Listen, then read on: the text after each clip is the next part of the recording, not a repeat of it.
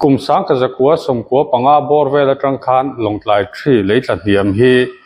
ngai mo om thamin aronin tran chhonia soi ani a helai leitla hiam hi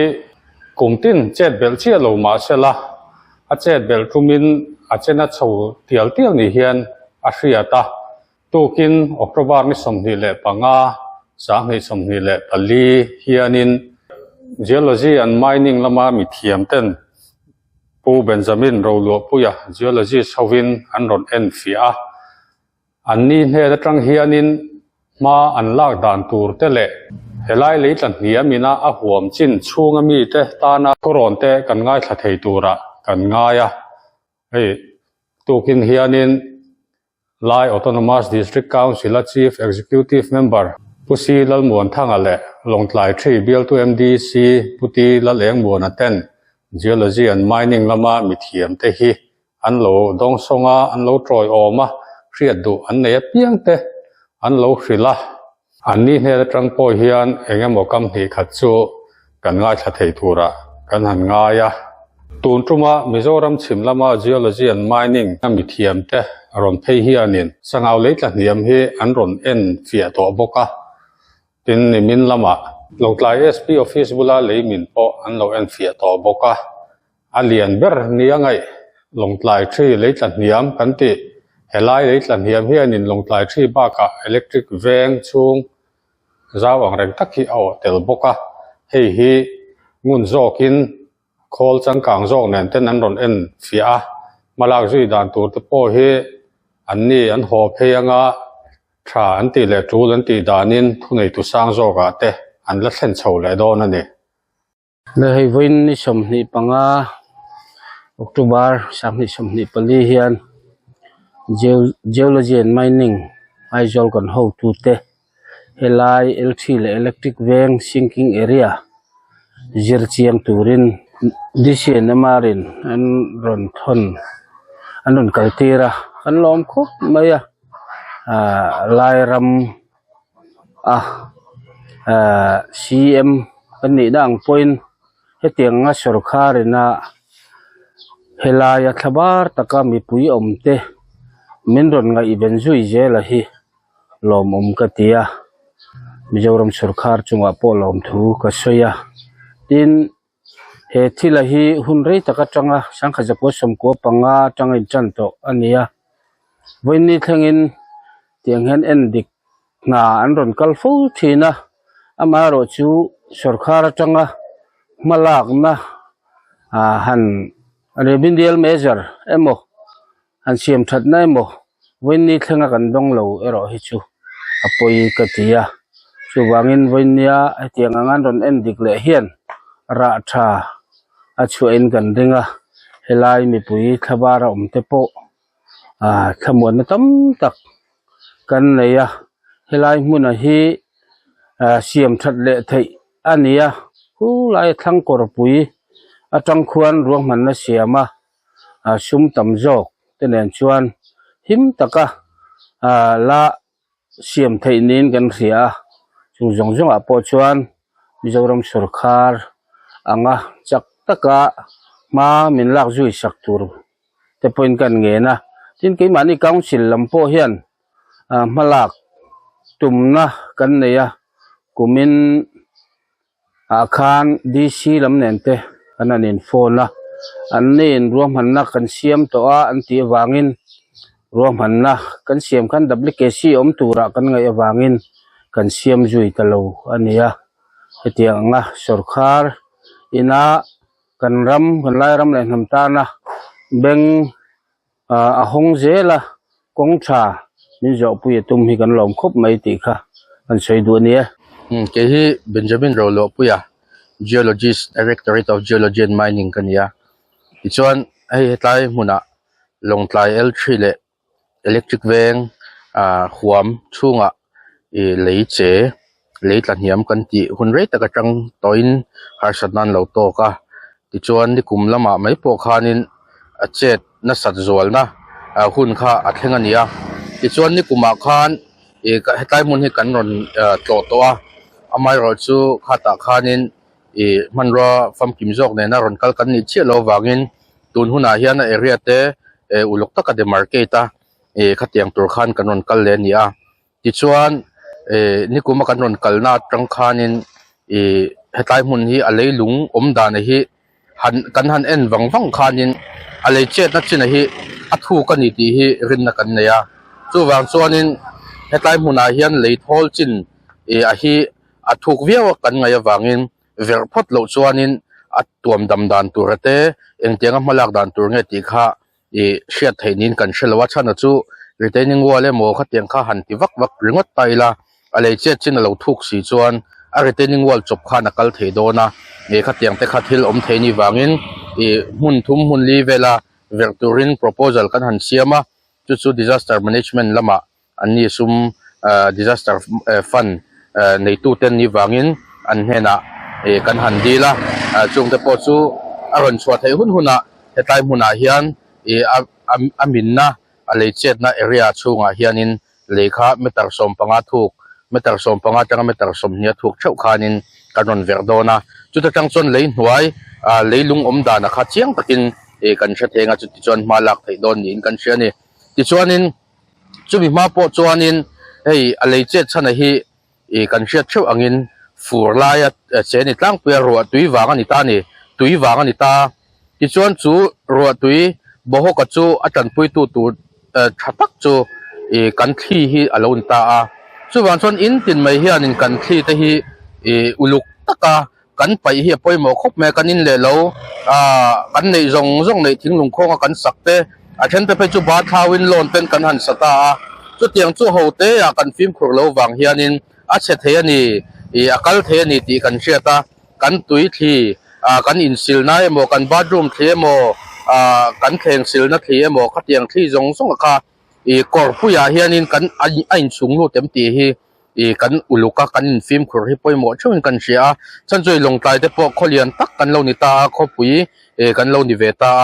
chu wan chon mi hring tam na hi chuan thli te po lo tama kan ni khat thlir ngot po hi alo tam to em mai ni kha kum tluana kan leilunga lo lawng ral chuanin lei kha alo chia zop na sa em chu chuan lei tol kha a thlen ol sambik ti kan hria ani tin chu ba ka chuan tuidon hi apoimo khop maya hei a sometime in chung nei ang chi hawa nga te po hianin tuidon kan nei thata enge kha poimo a chan chu khang tuidon kan nei lo chuan kan in chung ro tuiron tla kha ain kho na em thina hengo hi chu lei chung rila aput ruwa chu chuan lei hnuaya khanin lei kha azu chi azop thina chu wang chuan khang lei min laka kan himnan khanin tuidon kan neya tin chu mai ba ka chuan tui da khol na nan te po khana lo tang kai boxia tuidon nei ringota mun khata kan kho na tir wak kha chuanin kha hlom thowa chuan chuan tuidon kan nei poin barela niemo khami barela leng lo chin ka chu lui korvela kan pai kha poimo ni ti chuan hei hetlai hmuna hian electric veng vela po kan MDC puma enga malak nine drain te an lo siama hei ni kuma kan hmu lo kha kumina chong kan hmu lo khop me tiang hianin drain hi tam thiang ber hi siam ni ta sela in tinina kan thi zong te kan kholu na tur tu na po alo ma hi chuanin drain nai hianin kholu tir sam thaila anai huna khan ti khanin anai lama kan in son menga chu tun din hmuna chuan ania poimo bera chu engang pon engineering structure gabian walemo check dam mo ang po kha siam baila kan tui paina kan film khur si lawa tui hemi kan thli te kan manage that si lo chuan eng structure ma hianin min dol he tak don to lo chan chu kan tui thli tam to lu tu kani chu structure chu siam ani po in khang keima ni mihring chung ko tin te kan film khur na nen khan ain tlang anga chu chuan na sa takin hetlai hmuna leichet na sa thina po hi aveng don ani ti chuanin atira soi om takani hetlai hmuna L3 electric veng te po hi kan mu dana chuan so veng pui thleng te poin aleilung hi a het te chiam lo ani ti chu a hriat reng maya chu wang chuan mi pui te kan film khur le zualangai in hun hu tak kan ro pile pu te chang kan nen tha chon kan nei nen lo to te po ni me the chumi veng him tur chuan mitin te I film khurila kan tui pai dana tele lui kor te po kha tam thiang ber neya chumi kan nei ma po kan thli te kha a hnai thiang bera lui kor kan hnai bera khan peilut zel turin kan hin ngen tak me wanie kalau me mula hei bon hi det ni som ni panga October ani azi nga tragin geology and mining aizo lamatang ron kal te troi omin hun kan mang me kani ti chuan helai kanom na mun hi long tlai tree sinking area kan ti kha ani a helai mun chungcha ngai hi interview te po kha kan lo nei to thina a history te po ngam chen chu kan lo soi to a bunia hian geology and mining lamten uluk le zolin khol chang kang jok deran lo ena tiang chuanin kan lom le a helai chan chin hi amin ti kan ria ta kan tor taka hi sang khan jakwa somko panga me ni som pasari akha ro pui van on sur ena le a khoi poina ron lang chuak kha anita a tiang chuan voinian kum som ni chuang fe chu tiang hen kan tuar ta ani ei a cherenga kumtin hian amaro chu chet nat kumahi anaya chu kan thin che dan tlang pui